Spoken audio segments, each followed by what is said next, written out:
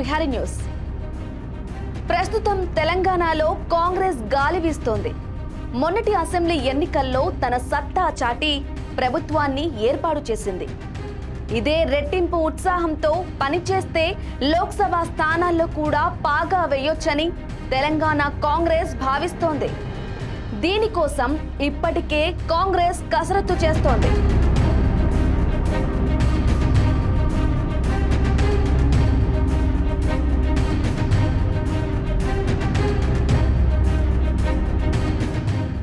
Telangana assembly ఎన్నికల్లో విజయ దుందుబి మోగించిన కాంగ్రెస్ ఇప్పుడు రానున్న లోక్సభ ఎన్నికలకి సంసిద్ధమవుతుంది.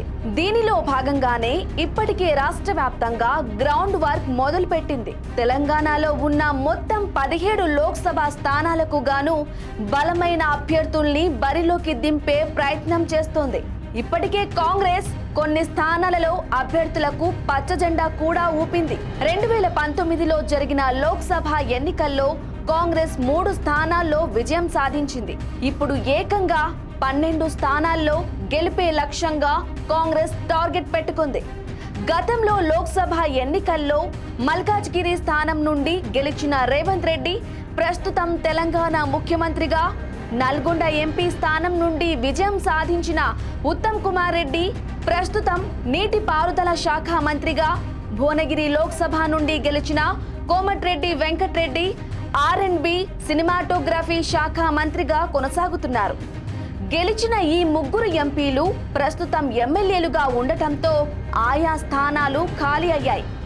దీంతో మొత్తంగా ఉన్న 17 లోక్సభ స్థానాల్లో మెజారిటీ స్థానాల్లో విజయం పొందటానికి ఇప్పటికే రాజకీయ రచనలు చేస్తోంది కాంగ్రెస్ పార్టీ.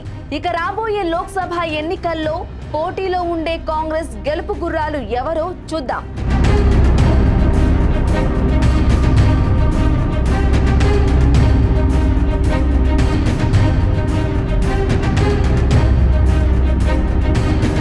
మొదటగా జీహెచ్ఎంసీ పరిధిలోని మల్కాజ్గిరి లోక్సభ స్థానం నుండి మల్కాజ్గిరి మాజీ ఎమ్మెల్యే మైనంపల్లి హనుమంతరావు పోటీ చేసే అవకాశం కనిపిస్తుంది. ఇప్పటికే కాంగ్రెస్ అధిష్టానం గ్రీన్ సిగ్నల్ కూడా ఇచ్చినట్లు సమాచారం. ఇక హైదరాబాద్ లోక్సభ స్థానం నుండి మైనార్టీ కాంగ్రెస్ నాయకుడు ఫిరోజ్ ఖాన్ బరిలో ఉండొచ్చు. సికింద్రాబాద్ లోక్సభ స్థానం నుండి మాజీ ఎంపీ అంజన్ కుమార్ యాదవ్ లేదా అతని కుమారుడు అనిల్ కుమార్ యాదవ్ కి టికెట్ దక్కే ఛాన్స్ ఉంది. ఇక చేవెళ్ల ఎంపీ నియోజకవర్గం నుండి మాజీ ఎమ్మెల్యే కిచ్చన్నగారి లక్ష్మారెడ్డి పోటీకి ముందు వరుసలో ఉన్నారు. ఉమ్మడి నల్గొండలోని భువనగిరి లోక్సభ స్థానం కోసం మాజీ ఎంపీ మధు యాష్కి గౌడ్, సీఎం రేవంత్ రెడ్డి సన్నిహితుడిగా ఉన్న చామల కిరణ్ కుమార్ రెడ్డికి మధ్య పోటీ నడుస్తోంది. నల్గొండ స్థానం నుండి సూర్యాపేట టికెట్ ఆశించి భంగపడిన పటేల్ రమేష్ రెడ్డికే ఇప్పటికే అధిష్టానం టికెట్ పైన భరోసా కల్పించిందని సమాచారం. ఇక ఉమ్మడి వరంగల్ జిల్లాలోని ఎస్టీ రిజర్వ్డ్ లోక్సభ నియోజకవర్గమైన మహబూబాబాద్ నుండి మాజీ కేంద్ర మంత్రి బలరాం నాయక్ బరిలో ఉండనున్నారు.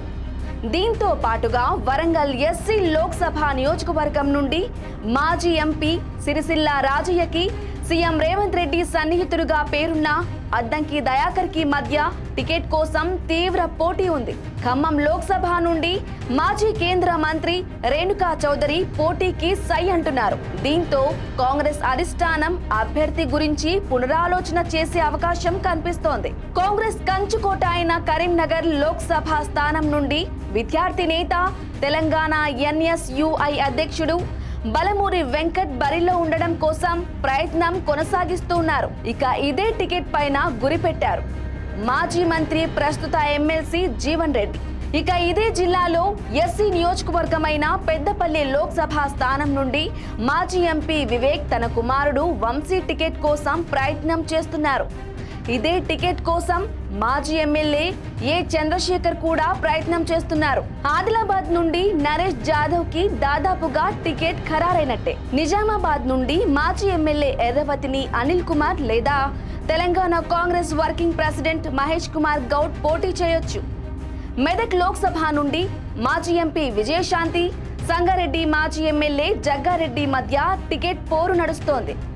అలాగే జహీరాబాద్ లోక్సభ నుండి సురేష్ షెట్కార్ ని బరిలో దింపడానికి కాంగ్రెస్ సుముఖతగా ఉన్నట్లు కనిపిస్తోంది. ఇక ఉమ్మడి మహబూబ్ నగర్ స్థానం టికెట్ ఏఐసిసి నేత కల్వకుర్తి మాజీ ఎమ్మెల్యే వంశీచంద్ రెడ్డికే ప్రకటించే అవకాశం ఉంది. మహబూబ్ నగర్ లోని ఎస్సీ లోక్సభ నియోజకవర్గమైన నాగర్ కర్నూల్ టికెట్ మాజీ ఎంపీ మల్లు రవి, మంద జగన్నాథం ఆశిస్తున్నారు. తెలంగాణలో ఉన్న 17 స్థానాల్లో గెలుపు గుర్రాలకే టికెట్ ప్రకటించి గెలుపు దిశగా అడుగులు వేసే ప్రక్రియకి కాంగ్రెస్ శ్రీకారం చుట్టబోతోంది. For more updates keep watching Bihari news.